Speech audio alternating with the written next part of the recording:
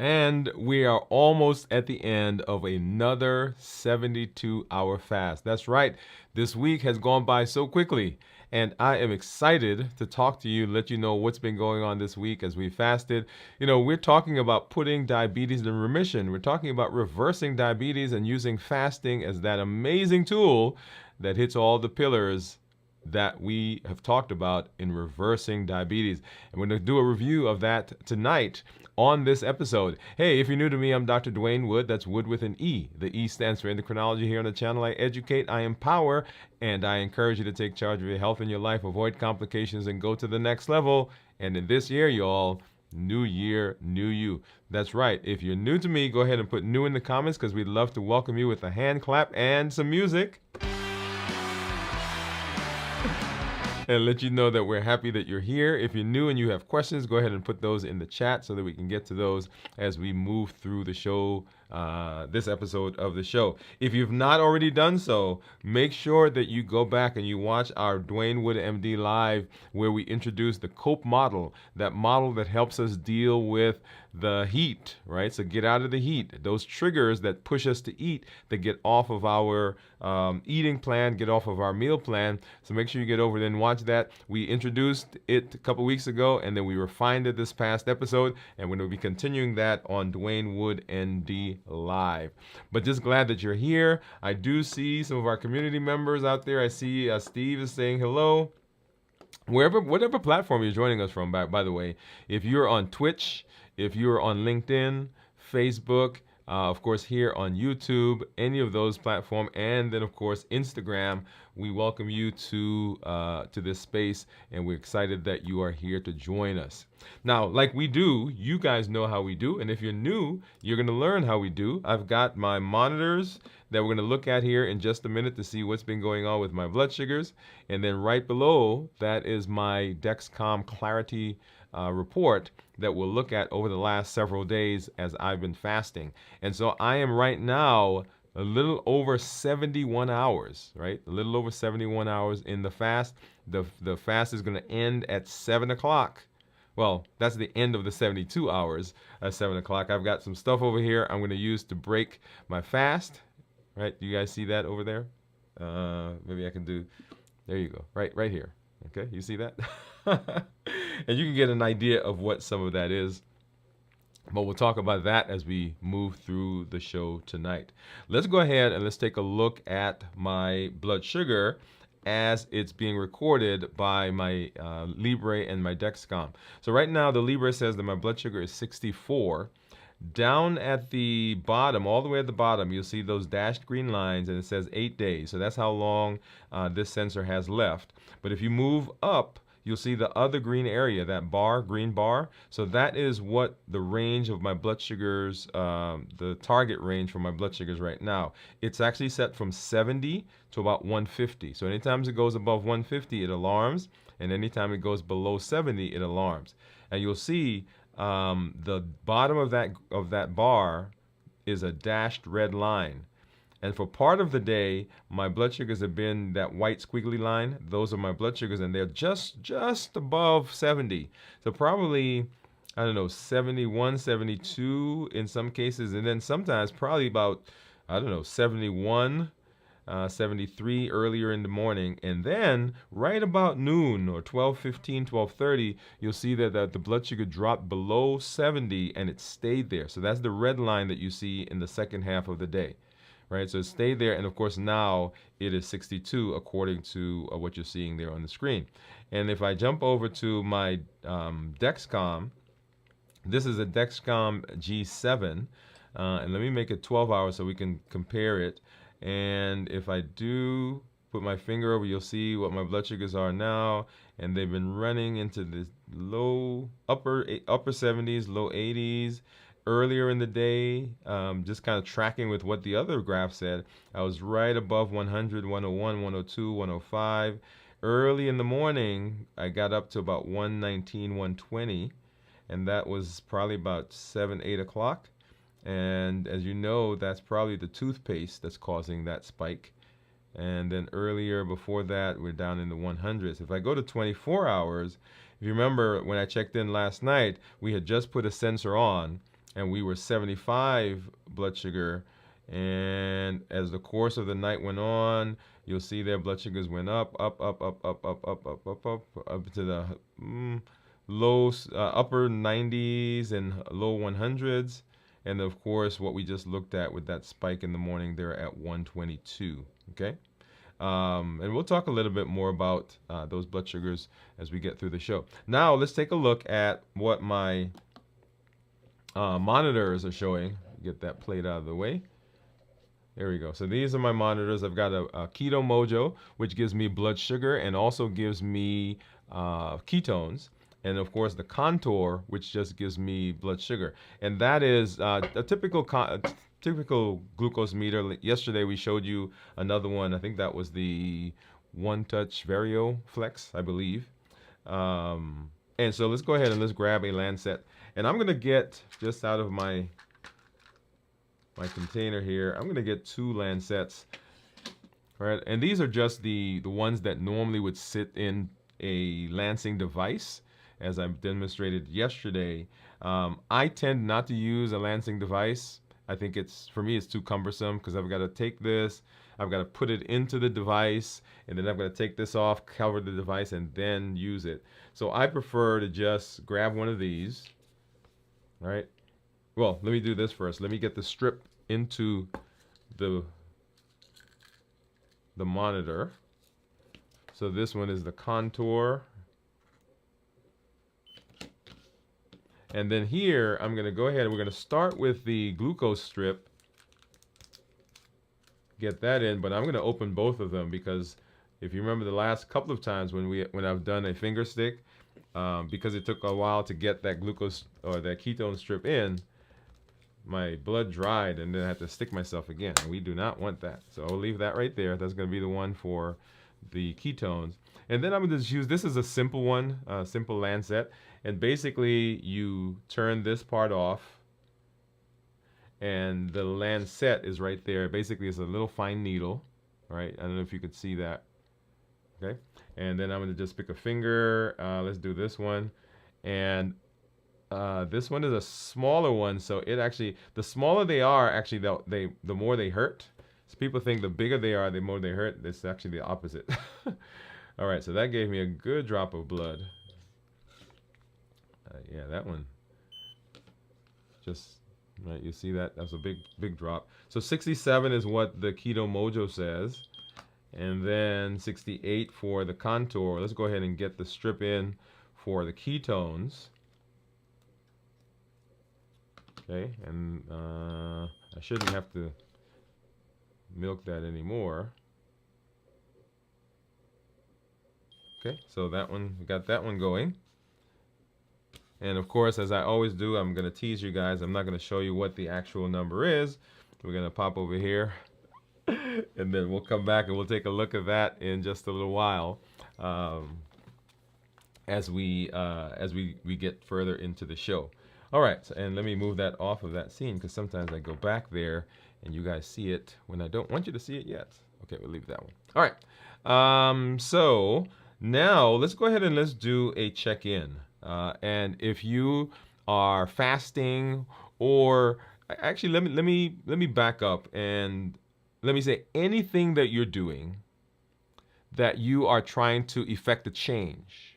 You always want to be checking in with yourself, because that's the only way you know how your body's responding. So if you're going to start exercising, right, you want to check in. If you're going to start a new meal plan, you want to check in. If you're going to start working on studying better or saving money or whatever the thing is, right, you want to check in. And of course, here in this space, as we're talking about fasting, we want to make sure that we're checking in. And there's a particular strategy that we do when we're checking in. And you'll see that there on the screen. So I talk about how I'm doing physically, mentally, and emotionally. Physically, mentally, and emotionally.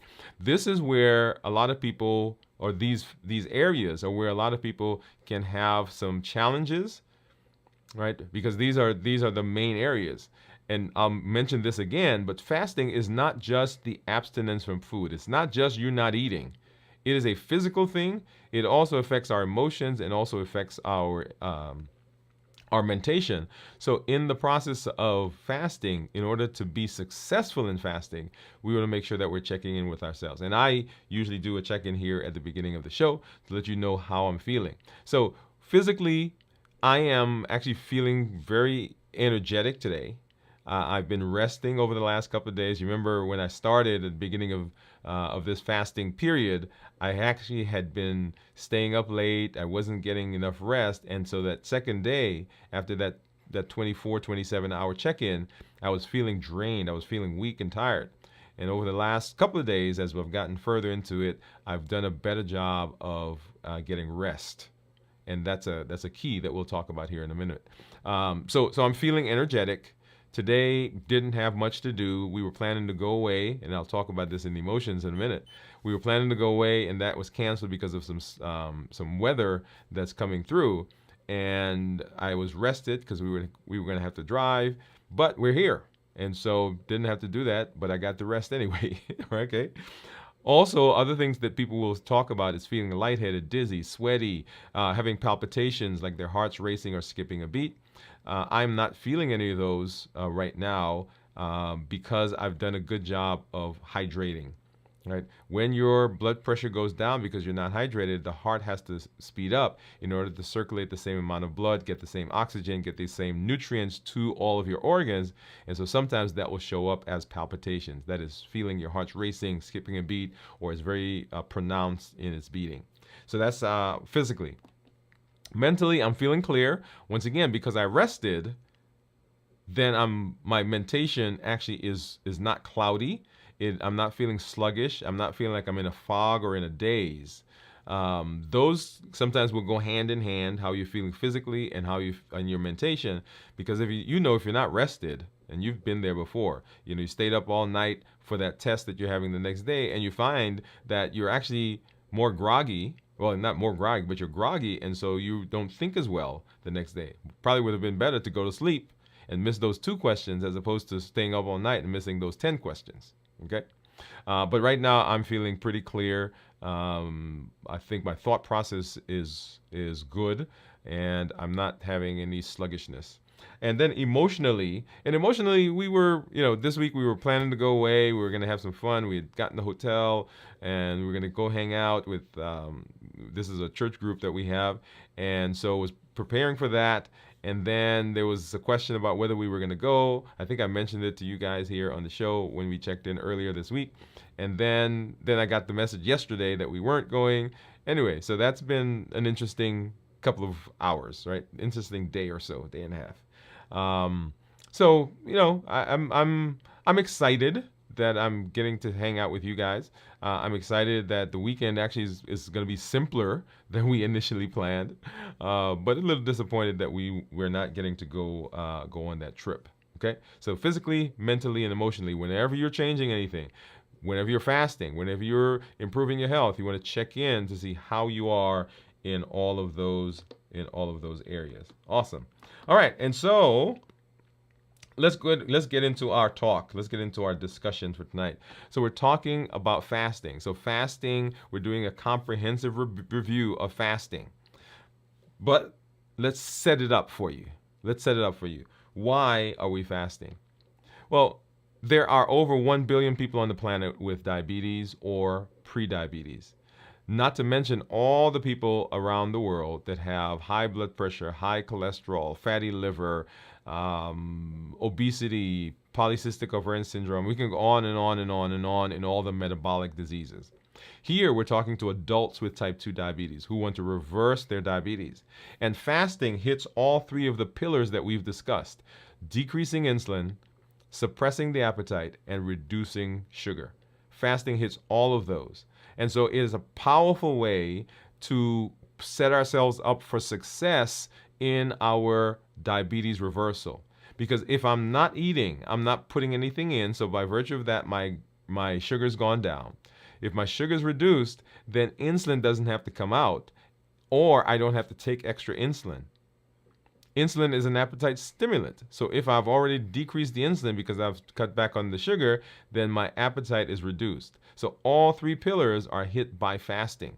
And it doesn't matter if you're fasting, if you're doing a shorter fast, like a 16-8 or a 12-12, or alternate day fasting, or one meal a day, or 5 and 2, or extended fasting, you get benefit in all of those areas, right? Now, the longer fasts give you a bigger bang for your buck, but you still get benefit in all the fasting phases or all the fasting styles.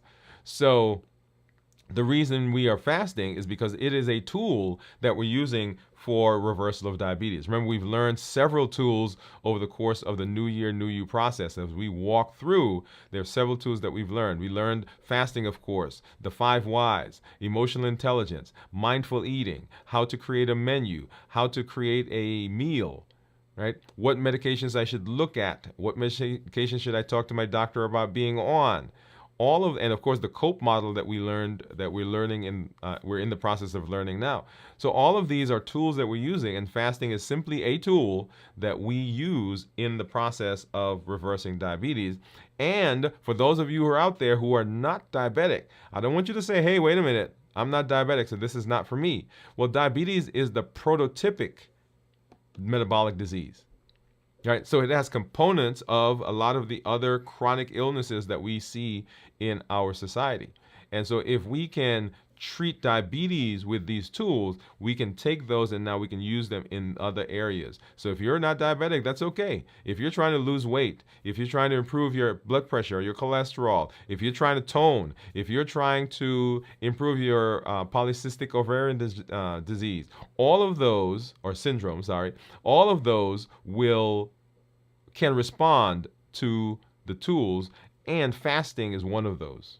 Okay, so that's why we're using fasting. And so, in the process of that, we want to make sure that we're doing all that we can to set ourselves up for success, to use it in the most efficient way. And so what we're going to do, and as I normally do, we walk through fasting. All you need to know about fasting, we're going to come back and go through that. But I want to spend some time talking about the very first part of fasting.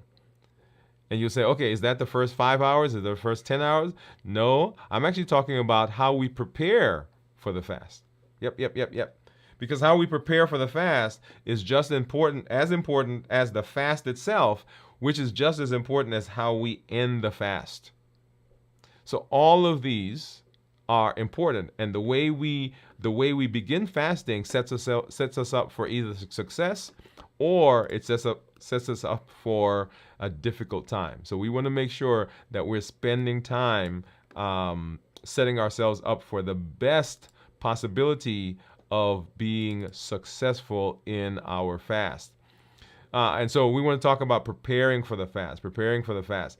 And you guys know, as we've talked about fasting in the past, and we'll come back to giving the 4 areas, where we'll do a summary at the end, but just kind of generally as we talk about fasting, why is it important? Why is it so important that we prepare for the fast? Okay? Because preparing for the fast prepares the body, particularly for an extended fast, and it reduces the shock, right? So if you just, like I've had people, when we first started the New Year, New You process, when we introduced it at the beginning of the year, there were folks who say, okay, I'm going to do a 72-hour fast. And they came and boom, I'm going to do 72 hours. Well, it's a great idea. It's a great thought. It's a great ambition. But we probably should ease into fasting. If you remember, what we recommended was that we work our way up to a 24-hour fast. And then once you were doing a 24-hour fast once a week, then you could expand that to further fast as you went through the rest of the New Year, New You process, right? So preparing for the fast, it prepares the body, particularly when we're doing extended fast. And even if you're doing the 16-8, it minimizes some of the common side effects that people will feel, like fatigue, headaches, irritability, because we've done so a lot of those symptoms are symptoms that come from not doing a good job of preparing, right? We'll talk about that in just a minute. And then preparing for the fast, it helps to maintain focus on your purpose and your goal, because as you're getting into the fast, one of the things that we want you to do is we want you to pay attention and say to yourself, okay, why am I doing this? Right? I've got my why. You've got your why. And at the beginning of the fast, as you get into the fast, you want to not reevaluate, you want to revisit that and consolidate that in your mind and say, okay, this is the reason that I'm doing it. Because if you get into the fast, and I'll give you an example. So last night, when I got off the show, I was 50 some hours into my fasting. And I started feeling a little nauseated. And when I started feeling nauseated, the natural tendency is to do what? Yeah, the natural tendency is go find something to eat to quiet the stomach or to drink something. And if I had not been thinking, I would have done that. Right? Just like I told you that one of our community members contacted me to say, hey, I went into my garden and without even thinking, I was picking some stuff and I started eating it. Right? So if we're not paying attention, then that can happen. But during the process of having the nausea, I said, okay, I'm feeling nauseated. Instead of just going and quote unquote fixing it, what is causing it? Why am I nauseated? And I realized I hadn't had anything to drink in a little bit, right? I've got my cup here, but I hadn't had anything to drink. And so I went and I drank, and the nausea resolved. So what is your why? Why are you doing the fasting? Okay. So when we talk about fasting, we want to talk about mental preparation.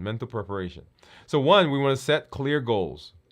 Understand why you're fasting, right? That goes back to what we just talked about. What is the goal? Is the goal to do a 24-hour fast? Am I doing the fast because I want to improve my insulin resistance? I want to lose weight? I want to get better blood sugars? I want to reverse my high blood pressure, high cholesterol? What is the reason that I'm doing this? Because this is going to help you understand why you're doing it. And then, am I doing a 72-hour fast, a 48-hour, 36, 24? Right? You want to set that in your mind. Don't say, okay, I'm just going to fast and I'll stop fasting when. Because when could be like the next hour. So set clear goals. What am I doing? Where am I going?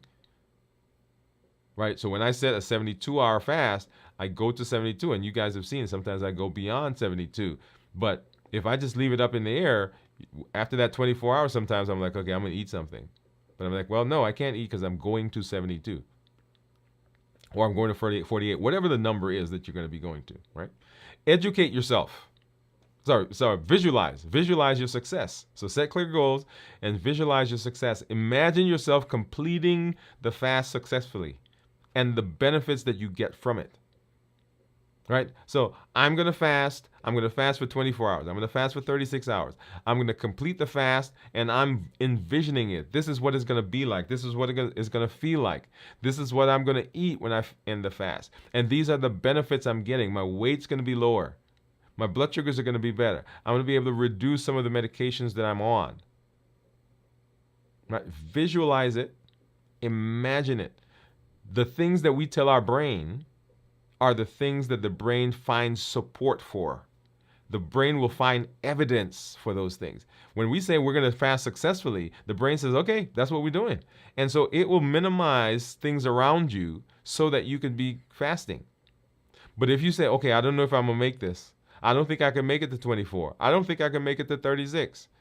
Right? What does the brain do? It starts to find reasons why you can't make it. Oh, you're feeling nauseated. Okay. Oh, that headache is probably because you're not eating. That feeling of queasiness, that feeling of tiredness, that palpitations, right? So it starts to look in the environment and find support for what you're telling it. So visualize completing it and what the benefits are. And then educate yourself on the fasting method. So research the fasting you're going to do. We did several shows actually, where we broke fasting down into the types of fasts: 16-8, 12 and 12, 1 meal a day, alternate day fasting, 5 and 2. We went through all of the fasts. Well, not all, but a lot of them. And we also talked about what fasting method fixed or treated or is implicated in certain disease processes. All right, so make sure you go back and look at those shows. And then use affirmations to stay motivated during the fast. Affirmations are powerful. I am a faster. I am metabolically healthy. I am reversing my diabetes. I am improving my metabolic health. Affirmations. Not that I will be, I'm going to, but I am right now. It's kind of like one of the things that I hear people say is it's kind of like someone who smokes and no longer smokes, and they're in the beginning parts of that, or even longer into their quitting, and someone says, "Hey, do you want a cigarette?" And they can answer it in a couple of ways. One is, "No, thank you. I'm trying to quit." Or they could say, "No, thank you. I don't smoke." One is a future thing, I'm trying to, and there's a possibility that right now I could have one because the trying isn't working. The other is, this is just who I am. I don't smoke. So thank you for the offer, but I don't smoke. So there's not a possibility of, oh, maybe this time I'll do it, but I don't smoke. I'm not a smoker. I don't need a cigarette. I don't want one, right? So notice that one is a current personality. It is who I am. This is the persona that I've created. And affirmations are a powerful way of doing that, right? I am fasting. I am fasting for 72 hours. I am improving my metabolic disease. I am reversing my diabetes. All of those are ways to begin telling the brain what we want it to know. Okay, so set clear goals, affirmations, and then nutritionally preparing yourself. During your non-fasting times, you want to eat nutrient-dense foods, right? Nutrient-dense foods. Because if you don't do that, then during the fasting period, you may have deficits. You may be hungry, really hungry, not because of the fasting necessarily, but because you didn't do a good job preparing. And then, beyond that, as you're moving into the fast, you want to begin reducing your carbs and your sugars. Remember, anytime there's carbs or sugars, then they stimulate insulin. So if you're eating a high carb meal coming into the fasting, then it's going to stimulate insulin. Even though the insulin is going down during the fast, you've had this big burst of insulin, this big slur of insulin, and so it is stimulating your appetite in the midst of the fasting. And so you may have a little bit more challenge as you're trying to move through fasting. You want to increase your healthy fats. Healthy fats help you stay satiated, helps you feel full during the fast. And it blunts the rise in blood sugar from the food that you ate. You want to increase your water intake and electrolytes as you move into the fast. We're going to actually come back to that in a minute. So as you move into the fast, as you're coming to the fast, make sure you're hydrated. Because during the fast, most of us actually become slightly dehydrated, right? Because sometimes it's difficult to keep up, or we're not doing a good job. I should say it's difficult. We're not doing a good job of keeping up. And so increasing prior to the fasting helps you during the fast. Same thing with the electrolytes. And then you want to gradually reduce your eating window. That is, if you're going to do a 24-hour fast, right? So the days leading up to the fast, begin compressing the eating window. So if you're going to do a 24-hour fast, then do a 12 and 12. Then do a 18 and, what's 18 and what? 18 and 6.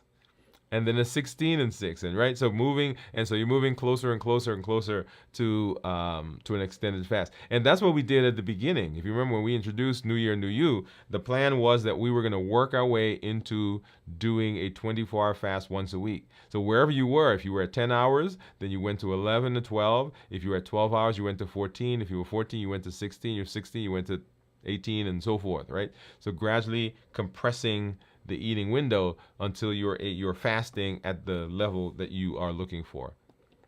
Okay, and then hydration. So we're going to come back to this. So hydration: drink plenty of water before the fast begins. Most of us don't drink enough, even in non-fasting times, right? Most of us should be drinking about half our body weight in water. Now, if you have some specific medical issues where they've told you can't do that, for instance, if you have congestive heart failure, or you are a kidney patient, or you struggle with edema, right? Or you have psychogenic polydipsia or diabetes insipidus or any of those disease processes, then you make sure that you're talking to your healthcare providers and your healthcare team about, okay, how much water should I be drinking? But most of us, if we're healthy, should be drinking about half our body weight in ounces. So if you are 60 pounds, you should be drinking 30 ounces. If you're 100 pounds, you should be drinking 50 ounces. If you're 200 pounds, you should be drinking 100 ounces. So 1 gallon is 128 ounces. 1 gallon is 128 ounces. Okay. All right. So make sure you're taking in appropriate electrolytes as well.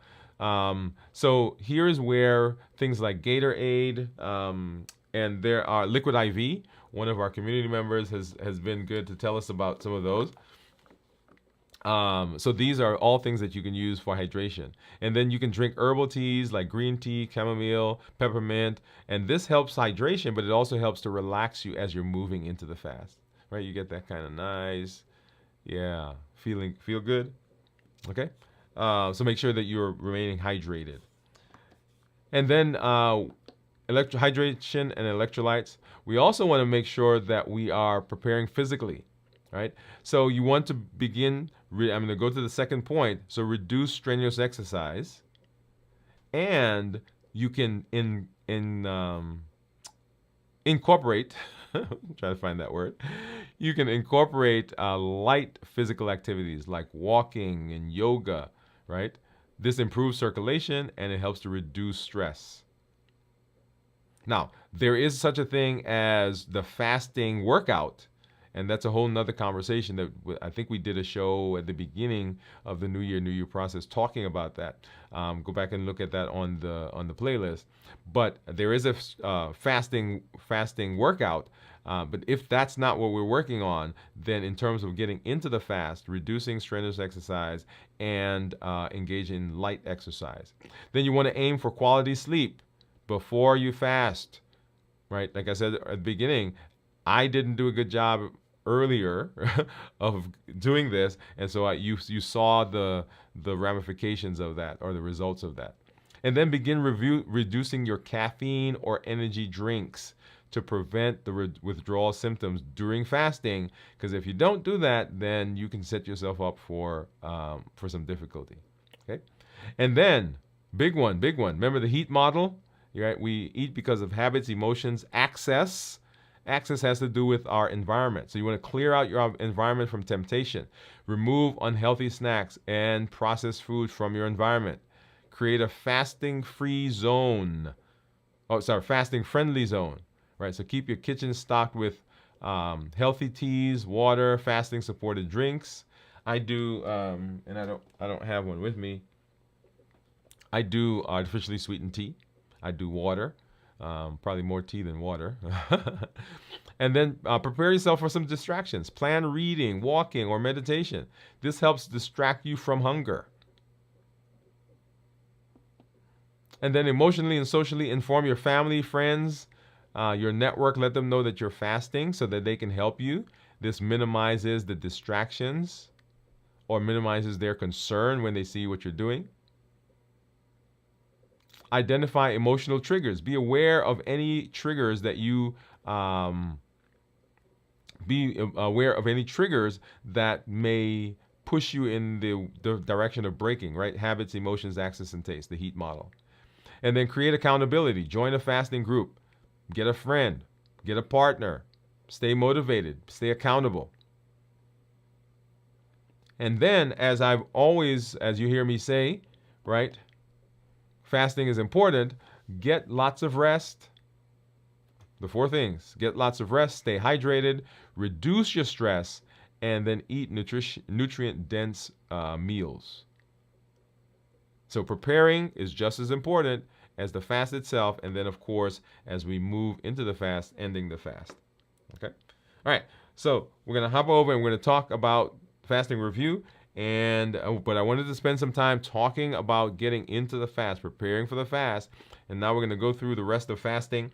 Before I do that, let me just say hello to some of our folks. I see Teresa. She said, "Hey, doctor and everyone." Steve saying, "Hey, Teresa." Glad that you guys are there.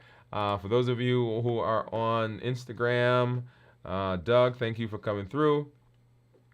Thank you for hanging out with us. And then, of course, if you are on Facebook, thank you for being there as well. Let me see if I can get over there. The Facebook folks, and right now I don't have the ability to bring my stuff on the screen, so I know that you are there. Thank you for joining us. All right. Okay. When I say stuff, I don't have the bringing your comments on the screen. All right, so let's go ahead and let's take a look at fasting. So when we talk about fasting, I usually break it into 3 categories: preparing for the fast, which we just did, getting through the fast, and then breaking the fast. So getting through the fast, we've talked, and most people think about fasting in 24-hour blocks or chunks. Here we're going to do it a little bit more granularly. We're going to talk about shorter times. And I usually go through the first, for instance, here we got the first 6 hours. 0 to 6 hours. And this is really the postprandial phase. This is where your body, you just finished eating, and the body is absorbing, breaking down the food into its nutrient parts, and it's absorbing that into the cells. We'll see here that the glucose levels are high because the food that you have has glucose in it. It has carbs. The carbohydrates are high. Insulin levels are high because it's responding to the carbs that you have in your system. And energy levels are high because you have that ready access to food, to the sugar that's there.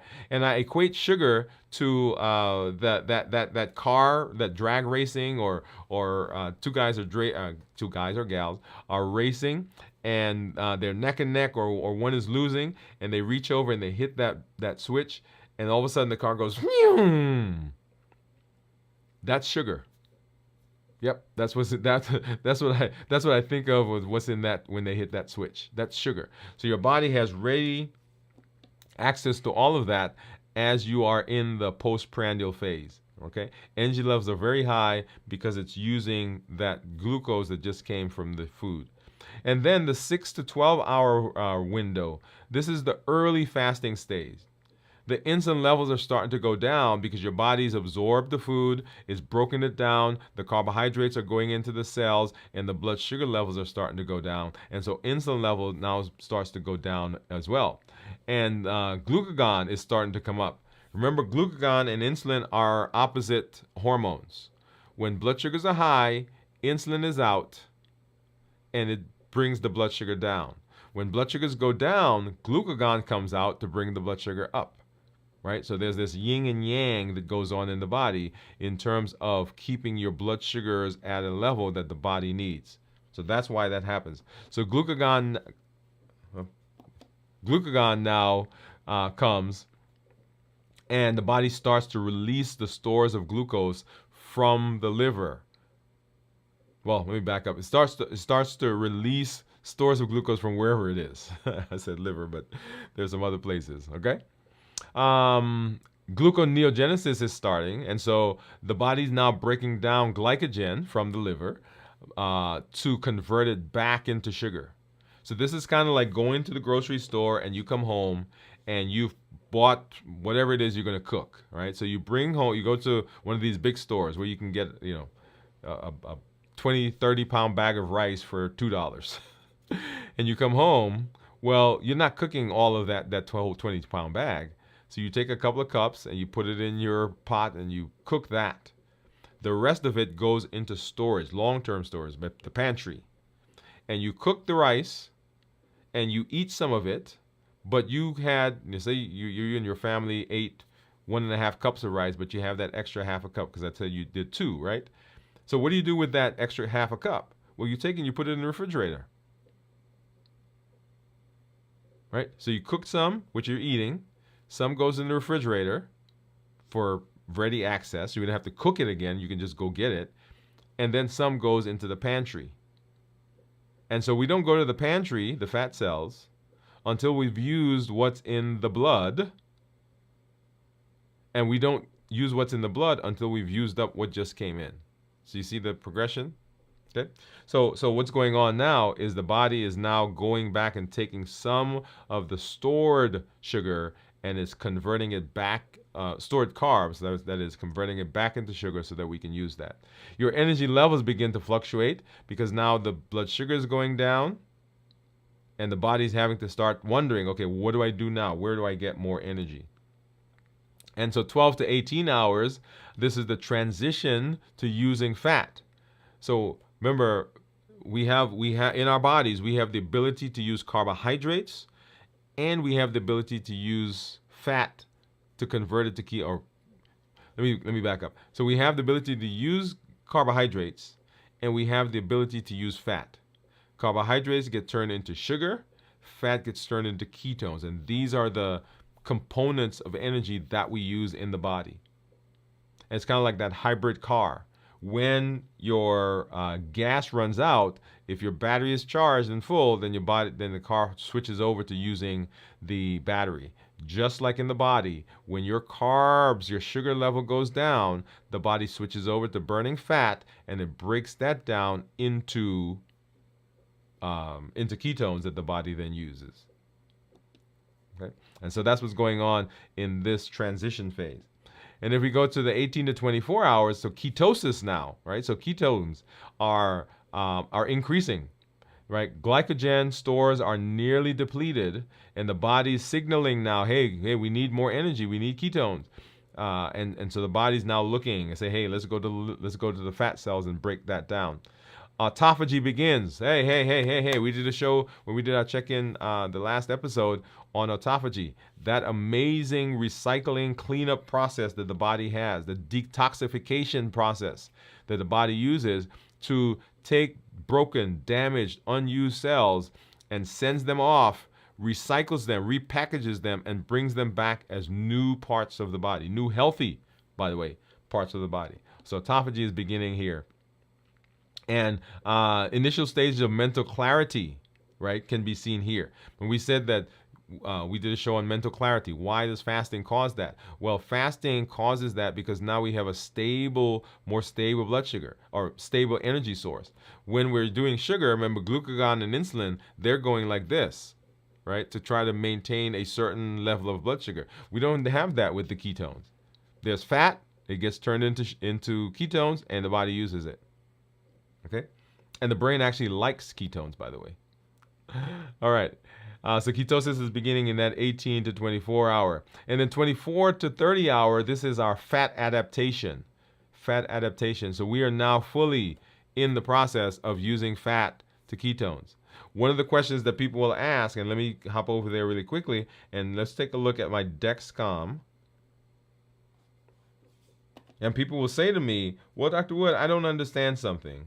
And I was like, oh, what don't you understand? They said, well, if you've been fasting now for 71 hours and 46 minutes, why is your blood sugar 80? Why is it not like 0?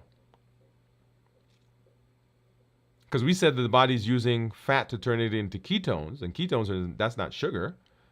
Well, when the body breaks fat down, it creates these things called triglycerides, and you've probably heard that phrase. Those of you who get labs, it's on your lab slip. Triglycerides. So triglycerides are a transportation form of fat, and so it is 3 fatty acids attached to what's called a glycerol backbone. Think about a pitchfork, right? So 1, 2, 3, and then this part. Okay, and so we break this off, and that goes to form the ketones. But what about the main part of that? What's about the body of it?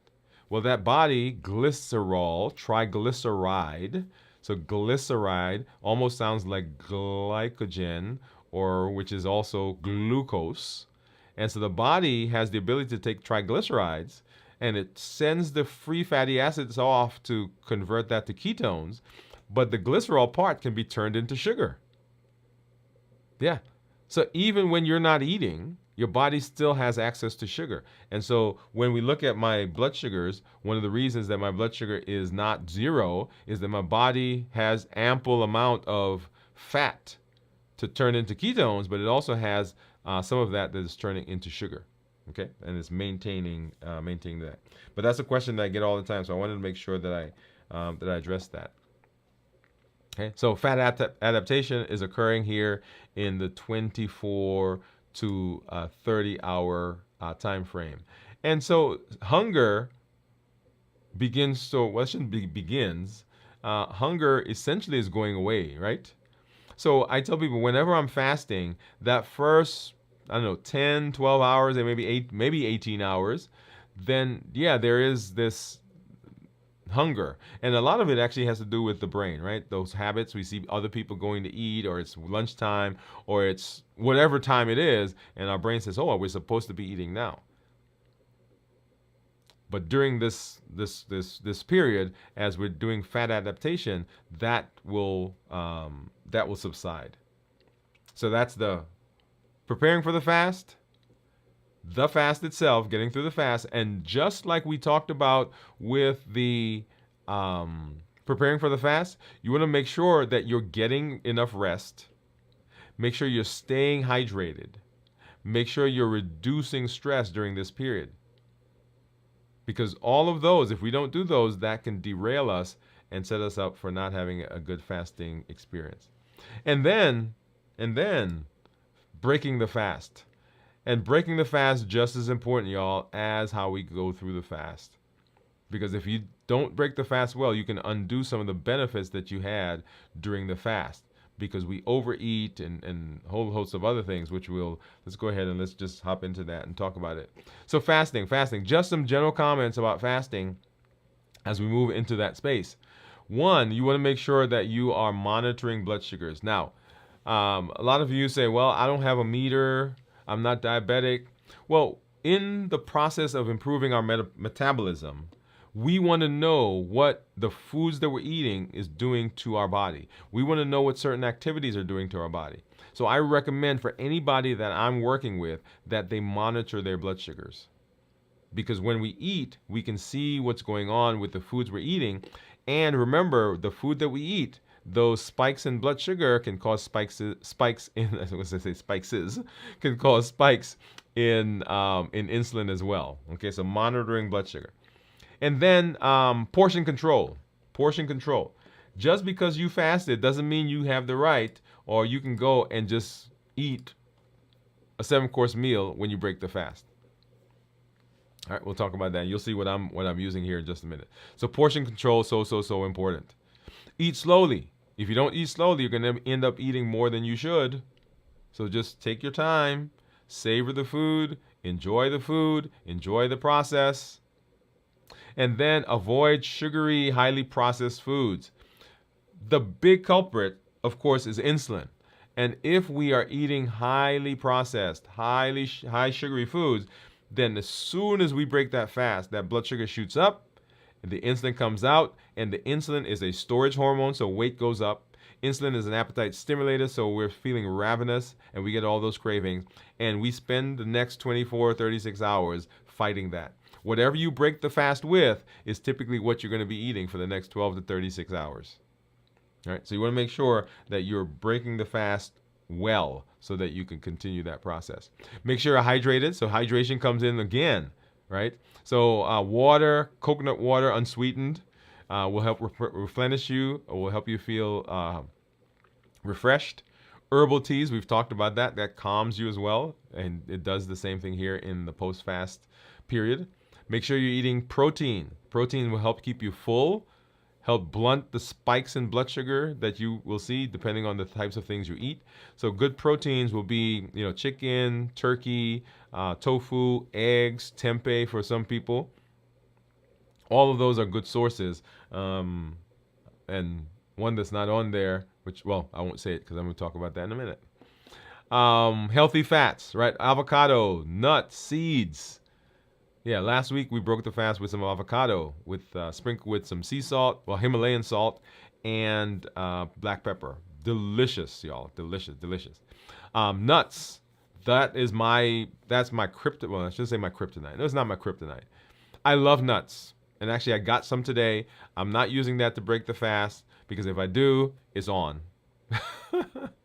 I did get some, and I got the small one. Steve, if you're out there, I didn't get the big pack, or I got the small. I got the really small one. So healthy fats, and then broths, right? Using broths, vegetable broth, bone broth, all of those are good to help you remain hydrated and to get some nutrients into you. I try to maintain ketosis even post fast, so I try to maintain that. Not for a long time, but even for the first 12 hours, sometimes I'll try to do that as I'm eating. And so considerations when we talk about fasting, choose foods that help maintain stable blood sugars. Choose foods that are nutrient dense, right? So big point there. We want to focus on low glycemic index foods. That's a glycemic index that's 50 or less. Lean protein, healthy fats, and make sure that you are staying hydrated. Okay? So how you get into the fast, preparing for the fast, just as important as the fast itself, how you get through the fast, and that's just as important as how we break the fast, because we can set ourselves up for success, or we can undo some of the things that we do in the fast if we're not careful. All right, so let's take a look at my Dexcom Clarity Report, and then we'll come over and take a look at my ketones. So what do you think?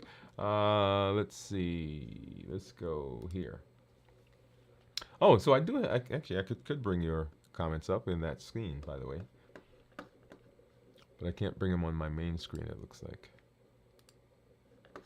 All right, so here is our report. I like this view, so let's use this one.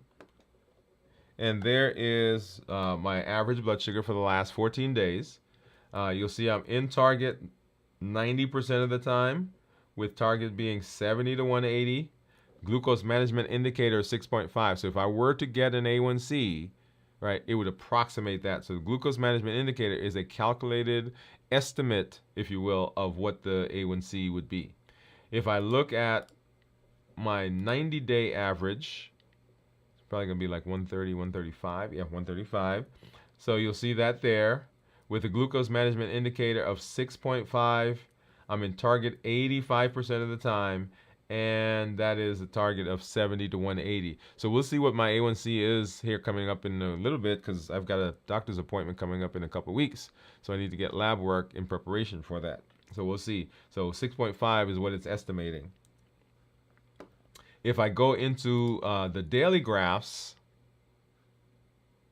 I'll have that come up here in just a minute. Let's see. So let's back up. So we started fasting.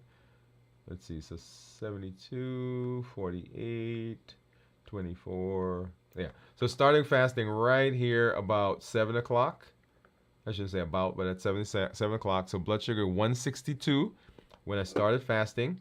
And you'll see rise in the blood sugar following that meal. But then the blood sugar started going down, down, down, down, down, down. We get a little spike right here because of toothpaste. And I keep saying I gotta get different types of toothpaste. And then blood sugar continues going down. So at 24 hours, we went from 162 to 112. Blood sugar continues to go to drop, go down, down, down, down. And right here, once again, that's our toothpaste. And then it dropped below 70 in those initial days. And then my sensor went out, and I didn't put a new sensor in until right before we went live in our show. And you'll see that blood sugar 80s, 90s.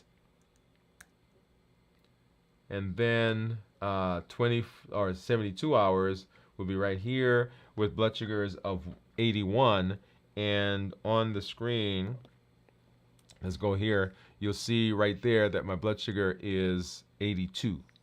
Okay, you'll see that that graph up in the upper. No, this right. Well, wait a minute, right here. Nope, right. What? Right there. Okay. All right. So that's what my graphs have looked like. Now let's hop over and let's take a look at my ketones. So what do you think my ketones will be? So let's get this out and let's pull up my Keto Mojo. There we go. And let's go ahead and turn that on. And it should begin syncing there in just a minute. So when I checked in last night, my ketones were my blood sugar was 69, ketones were 1.1. Oh, okay, and it just came up. So 67 blood sugar and ketones of 1.6 is where I am right now. So when we talk about ketones, right? So if we take a look at the graph, to the left side of that graph is when I started eating last week when I broke my fast. So, well, let's do it this way.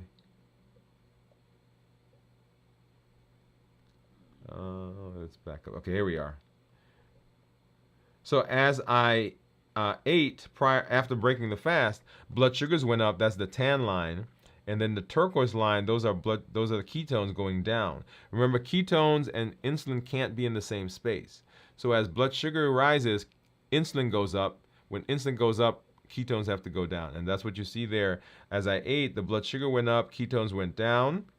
And then I started fasting this week, and blood sugars started going down. The tan line is dropping, and ketones started going up, rising until what we have. Let me expand that a little bit. Until what we have now. Okay? So also when we talk about ketones that are less than 0.5 are considered normal. 0.5 to 1.5 considered nutritional ketosis. And above 1.5 considered therapeutic ketosis. Okay? And we want, if we're talking about fasting and the benefits that we get from fasting, we want our ketones to be 0.5 or higher. We did in our community meetup yesterday. We talked about that. Talked about ketones and what we want ketones to be. And so now, let's see. What am I going to break my fast with? Let's see. Let's do this one. So I'm going to break my fast with broth and cheese. Broth and cheese. So that worked well for me last week. Of course, last week I had some avocado. We didn't have any avocado. We have guacamole, but we're not going to do that. So I'm going to do this, and then I'm going to eat a salad. So I'm going to start with this, and then I'm going to eat a salad. So you get to see me here for the very first time in 72 hours. Yay, yay, yay.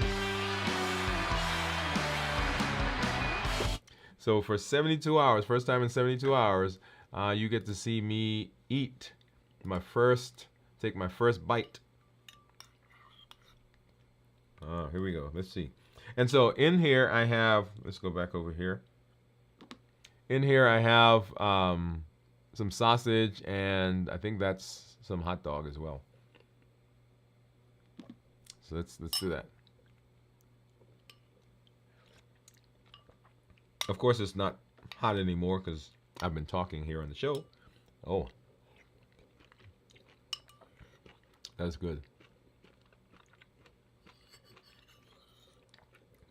A little spicy.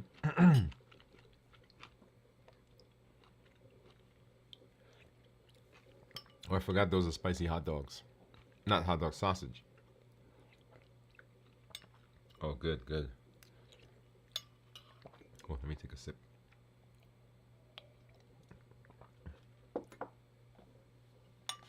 Oh, that is so good, y'all.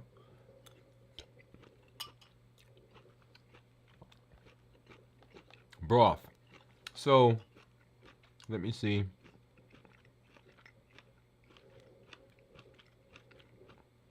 If I have my Yuka app.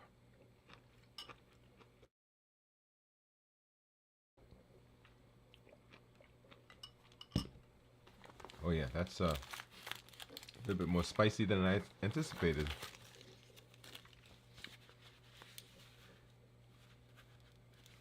That's my allergies added to the spiciness. Okay. So my Yuka app,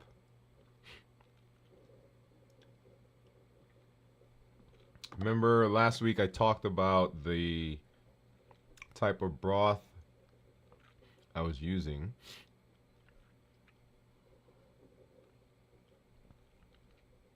And I thought I had it in here. There it is. So chicken style broth. And also, I have in here beef broth mixture. All right. And then I don't have a fork. I didn't bring a fork, but we're gonna have some of this cheese.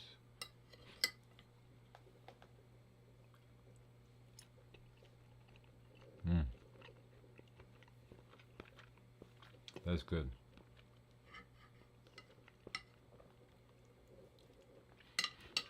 Mm, mm, mm, mm.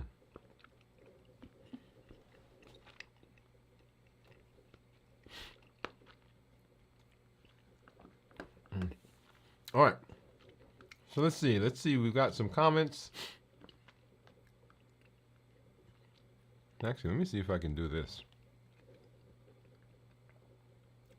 Let's do it this way. There we go. I can bring those up.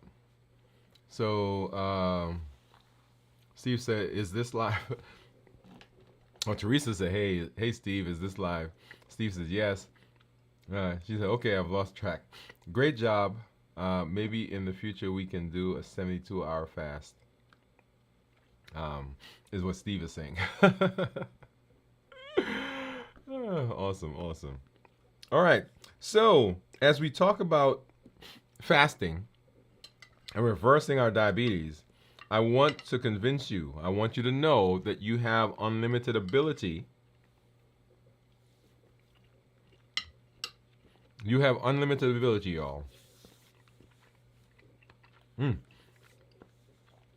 Steve is saying that his ketones are 1.6. You have unlimited ability to create your destiny. You have unlimited ability to effect change in your metabolism. You have the power at your fingertips. You have unlimited potential to chart your destiny. And here on the channel, we educate, we empower, and we encourage. That's your way of harnessing that power, of accessing that power, so that you can set yourself up for success. We educate, we empower, we encourage. We educate with the shows that we do, the blogs, the podcasts. We encourage, or we empower with the tools that we're learning, and we encourage with the community that you're a part of. When you show up, right, the triple E formula for success: education, empowerment, encouragement. Harness that. Take hold of that. Remember that there are some things that are going to push you to break your fast, to get off of your plan, to get off of your eating, journey, and they're given by the HEAT model: habits, emotions, access, and taste. Habits that we form, the routines where we eat just because, not because we're hungry, but everybody else is eating, or there's a function, or we go to the movies. We eat because of emotions. When we're happy, we're sad, we're glad, we're mad. All of those things will push us to eat if those emotions get high enough. We eat because of access, when things are just around us. That's why I don't usually bring nuts into the house, or into, at least here. We brought some today. And then we eat because of taste, the perfect combination of fat, sugar, and salt. The bliss point, where you can't just eat one, you're coming back over and over and over. That's how food is designed, to get you to eat more. But we're not chasing the food. We're chasing what the food does, the calm that it brings, that memory that it brings back to us, where we had that thing, where we ate that thing at that place at that time when we felt that way, right? All of that. So we eat because of HEAT model. And we're introducing the COPE model, the COPE mechanism that we're using to combat this. Make sure you join us on our show, Dwain Woode NV Live, 7 o'clock Central on Monday. But when you come, the call to action is this: join the challenges. Every month we do a challenge. Make sure you are part of the challenge. The challenge is where you get to implement, where you get to exercise, where you get to work, where you get to practice the things that we learn. Don't just let the shows be something that you put on the shelf, but make sure that you are doing them. Make sure you're involved. And then when you show up, just like we're seeing here, go ahead and let us know what's going on. Share your story. Like Steve says that he is that his ketones are 1.6. Okay, Teresa's clapping, right? Everybody, they're saying hello to each other. Whatever platform you're on, right? So those of you who are on YouTube, you don't necessarily see the people on Instagram. People on Instagram don't necessarily see the people on YouTube, and that's a whole nother conversation. But where you are, share your story. Share your story. Okay. I'm glad that you are there, and I see a bunch of you over there on Instagram. So thank you for joining us. But share your story. When we see your success, then we know we can be successful. When we hear your struggles, where we see places where you're having challenges, we can come alongside. We can come and rally around you, and you know you're not alone, and then we know that we're not alone. And then invite a friend. Tell somebody about this space where they can come and improve their metabolic health. There are over 1 billion people on the planet. You can be a voice for change. Over 1 billion people on the planet that have diabetes or metabolic syndrome. Or pre-diabetes. Let me finish that sentence. You can be a voice for change. You can be a voice that says, hey, we don't have to go out like this. We can chart our metabolic destiny. Invite them here. Come with them. Say, hey, let's go watch this show. There are probably 40 episodes in our New Year, New You, How to Reverse Diabetes playlist. The fasting, how to fast successfully is out there on the playlist. Go ahead, watch them. Bring your group together. Do it at your church. Do it at your home. Do it at your families. Do it at your doctor's office, in your community center. You know someone that needs the information. So you can be a mentor for them as they walk through the New Year, New You process. Yep. And then remember our pillars. The reason we're using fasting is that it hits all the pillars. It decreases insulin, it suppresses the appetite, and it reduces sugar. That's why fasting is such a powerful tool that we are using in this process. Hey. I'm always glad when you are here, when I get a chance to spend some time with you. We have our videos from the vault that's coming up on Saturday night at 9 p.m. Central. Then on Sunday morning at 6 a.m. Central, we have This Week in Review. And then, of course, we're back here in the saddle Monday at 7 p.m. Central for This Week, for Dwain Woode MD Live. Dwain Woode MD Live, Monday at 7 p.m. Central. Hey, this is Dr. Dwain Woode. That's Wood with an E. The E stands for endocrinology. Here on the channel, I educate, I empower, and I encourage you to take charge of your health and your life, avoid complications, and in this year, New Year, New You. Good night, everybody. Have a great weekend.